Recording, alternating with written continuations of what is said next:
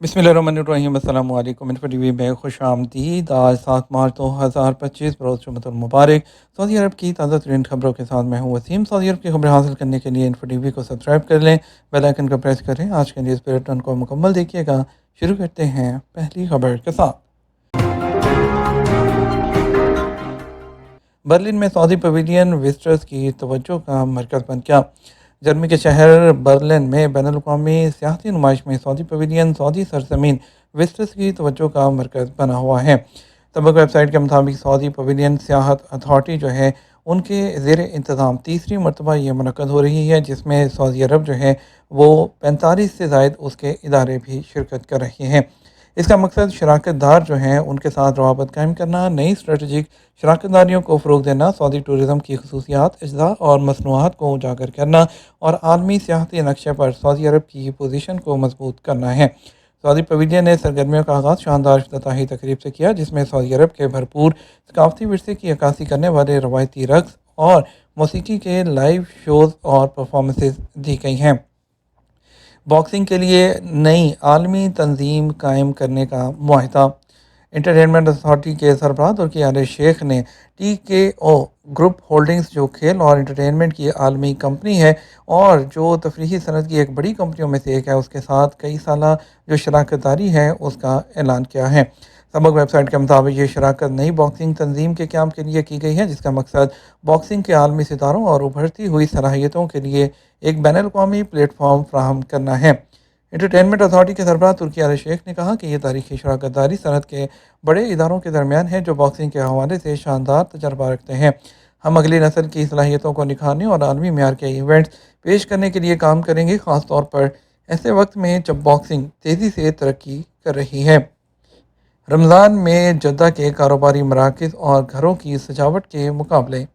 Jeddah بلدیہ کی جانب سے رمضان کی خوشیوں کو دوبالا کرنے کے لیے شہر کے کاروباری مراکز، شاہراہوں اور گھروں کی خوبصورت سجاوٹ کے مقابلے کا آغاز ہو گیا۔ عرب نیوز کے مطابق سعودی سیاحتی اتھارٹی کے تعاون سے شروع کی جانے والی یہ مہم گھروں اور مالز کی دکانوں کے بیرونی حصوں کو انفرادی طور پر سجانے کے لیے ہے۔ رمضان کے ماحول کو یادگار اور مزید دلکش بنانے کے لیے رنگ برنگی لالٹین، اسلامی ڈیزائنز اور روشنیوں سے لے کر منفرد انداز کی تزئین و آرائش کے ذریعے اپنا تخلیقی انداز پیش کرنے کے لیے عوام کو دعوت دی گئی ہے۔ جدہ میونسپلٹی کے ترجمان محمد البقامی نے بتایا کہ شہر کے رہائشیوں کو گھروں کے علاوہ ریسٹورانٹ، کافی شاپ، دیگر دکانیں اور گلی محلے خوبصورتی سے سجانے کی کوششوں کے سراہنے کے لیے یہ مقابلہ منعقد کیا گیا ہے۔ مقدس مہینے کے روحانی رنگوں کو اجاگر کرنے اور کمیونٹی میں خوشی کی فضا قائم کرنے کا شعور اجاگر کرنے کے لیے یہ مقابلہ بہترین موقع ہے۔ الولا میں 3116 ملین درخت، 116,000 ٹن سے زیادہ کھجور کی پیداوار۔ الولا رائل کمیشن کا کہنا ہے کہ الولا میں کھجور کے فارم 16,600 ہیکٹر رقبے پر پھیلے ہوئے ہیں۔ 3116 ملین سے زیادہ مختلف اقسام کے کھجور کے درخت ہیں، جن کی سالانہ پیداوار 116,000 ٹن سے زیادہ ہے۔ سعودی خبررساں ایجنسی ایس پی کے مطابق الولا میں کھجور کی پیداوار کا سیزن 15 اگست سے 30 اکتوبر تک رہتا ہے۔ البرنی کھجور سب سے زیادہ مقبول ہے، جو سعودی عرب میں کل پیداوار کا 80% ہے۔ رمضان کے دوران الولا کی مارکیٹ میں کھجوروں کی مانگ میں اضافہ ہو جاتا ہے۔ سعودی عرب میں افطار دسترخوان پر مختلف اقسام کی کھجوریں موجود ہوتی ہیں۔ الولا کی کھجوروں کو مخصوص ریفریجریٹرز کے ذریعے اندرون ملک اور بیرون ملک مارکیٹوں میں بھیجا جاتا ہے۔ سعودی عرب کے بینکوں نے صارفین کے ساتھ رابطے کے لیے واٹس ایپ کے استعمال پر پابندی عائد کر دی ہے۔ سعودی سینٹرل بینک ساما نے مقامی بینکوں کی جانب سے صارفین کے ساتھ رابطے کے لیے فوری پیغام رسانی کی اپلیکیشن، جسے واٹس ایپ ہے، اس کو جو ہے انہوں نے پابندی لگانے کا فیصلہ کیا ہے۔ ساما کا یہ فیصلہ اس کو تفویض کردہ اختیارات اور دیگر متعلقہ ضوابط پر مبنی ہے، اور ان کا کہنا ہے کہ مرکزی بینک نے مالیاتی اداروں سے کہا ہے کہ وہ ذاتی جو پرسنل ڈیٹا ہے اس کی حفاظت کے تقاضوں کی تعمیل کو سامنے رکھتے ہوئے ایپلیکیشن کے اندر لائیو چیٹ یا چیٹ بوٹ جیسی جو ہے سہولت کو ایکٹیو کر سکتے ہیں۔ مرکزی بینک نے مقامی بینکوں کو ہدایت کی ہے کہ وہ ان طریقہ کار پر کام کریں اور جو مالیاتی اداروں میں کارکنوں کو ہدایت دی گئی ہیں اس کے بارے میں ان کو آگاہ کریں، اور اس کے علاوہ کہنا ہے کہ تمام برانچز میں کسٹمر سروس اور جو مارکیٹنگ کے ملازمین شامل ہوں۔ سعودی بینکوں میں میڈیا اور آگاہی کمیٹی نے حال ہی میں دھوکہ دہی کے واقعات سے خبردار کیا ہے، جو خیراتی اداروں یا عوامی یا قانونی شخصیات کے ناموں کی نقالی کرتے ہیں، سوشل میڈیا سائٹس کے ذریعے مالی امداد فراہم کرنے کا دعویٰ کرتے ہیں یہ جاسات متاثرین کا استحصال کرتے ہیں اور انہیں یہ باور کراتے ہیں کہ وہ سرکاری اداروں کی نمائندگی کرتے ہیں، جعلی ڈاکومنٹ اور جعلی اسٹیمپ استعمال کر کے انہیں امداد حاصل کرنے کے لیے فیس ادا کرنے پر راضی کرتے ہیں۔ سعودی عرب اڑنے والی ٹیکسیوں کی تیاری اور برآمد کے لیے امریکی کمپنی کے ساتھ شراکت داری کرے گا۔ سعودی عرب میں جو ہے امریکی ڈورونی ایروسس کمپنی جو ہے اس کے ساتھ سعودی عرب نے مل کر 2 سیٹوں والا ہوائی جہاز جو ہے جسے 2 کاروں کے گراج میں کھڑا کیا جا سکتا ہے اور گھر پر چارج کیا جا سکتا ہے، HX-1 جو ہے استعمال کے لیے ڈیزائن کیا گیا ہے، اور اس کے علاوہ جو ہے اسے یہ عمومی طور پر جو ہے وہ ٹیک آف بھی کر سکتا ہے۔ فلوریڈا کے پومپانو بیچ میں واقع ایک کمپنی سے $30 ملین کی اسٹریٹجک سرمایہ کاری جو ہے وہ حاصل کی ہے۔ جدہ میں 3 واٹر فرنٹ مقامات کو جوڑنے والے سمندری ٹیکسی کے بھی ٹیسٹ رن کا آغاز کر دیا گیا۔ جدہ میں بہت زیادہ متوقع سمندری ٹیکسی ہے اس کا ٹیسٹ جو رن ہے وہ جمعرات کو شروع ہوا۔ پہلے مرحلے میں واٹر ٹیکسی چلتی ہے جو 3 اہم جو مقامات ہیں اس کو جوڑے گی، جس میں جدہ یاٹ کلب ہے، تاریخی جدہ ڈسٹرکٹ ہے اور ابھور ڈسٹرکٹ ہے، اور اس کے علاوہ جو ہے جو کہ ابھر جو کہ اس وقت بند ہے، آنے والے عرصے میں کام شروع کرنے والا ہے۔ جدہ واٹر فرنٹ کے ساتھ ساتھ دیگر مقامات کا احاطہ کرنے کے لیے مستقبل میں جو سمندری ٹیکسی منصوبے کو مزید بڑھایا جائے گا۔ جدہ کے میئر صالح الترکی نے سمندری ٹیکسی منصوبے کا افتتاح کیا۔ ایک تقریب میں نائب وزیر transport and logistics sector doctor Rumaih Al Rumaih کی موجودگی میں تقریب منعقد کی گئی۔ سمندری ٹیکسی کا آغاز سمندری ٹرانسپورٹ ایک قابل قدر جو ہے اضافہ ہے، اور اس میں جو ہے ٹرانسپورٹ کے تجربے کو بہتر بنانے میں جو ہے وہ ایک مزید مدد ملے گی۔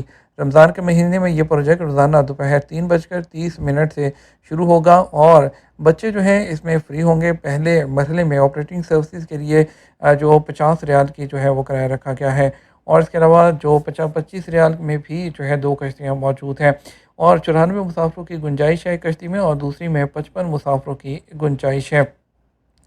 مرکزی حج کمیٹی نے حج 2025 کی تیاریوں اور ترقیاتی منصوبوں کا جائزہ لیا۔